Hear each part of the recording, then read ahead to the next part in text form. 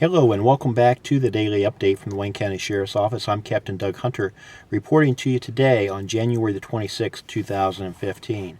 First of all, reporting the theft of a chainsaw from a residence in the West Salem area. This is a Stihl brand chainsaw. It's a Farm Boss with a 20-inch bar. So keep your eyes open for that. If you encounter somebody maybe having one for sale that you wouldn't expect to be selling a chainsaw, it's always a good tip. Now, speaking of tips, record the serial numbers on things such as chainsaws, firearms, PlayStations, flat screen TVs. All these things are popular with criminals to steal, and by you recording the serial numbers and keeping those numbers in a safe place, you increase the odds of getting those items back if they're stolen. We can enter them into a national database and hopefully get them back if a law enforcement officer encounters them at a later date.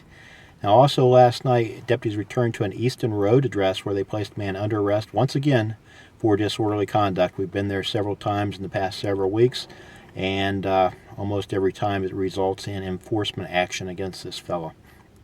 Now, also last night, I attended the SALT Coalition meeting in Creston. Now, this is an offshoot of the Rittman SALT Coalition, which has been in effect for many years. And if you're asking what's the SALT Coalition, well, it's a group of citizens who are binding together in an effort to prevent substance abuse with our young people. Now, this could be alcohol, tobacco, drugs such as heroin, marijuana, you have it.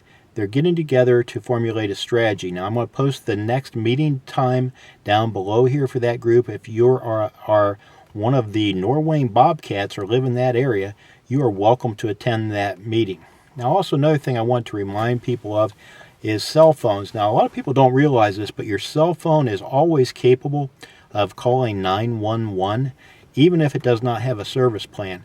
Now, this is important for a couple of different reasons. First of all, if you have an old phone that you no longer pay for the service plan, that phone can still be used in an emergency provided it's charged up. So if you want to place several phones around in your residence to be able to call 911, that's an excellent way to be able to do that.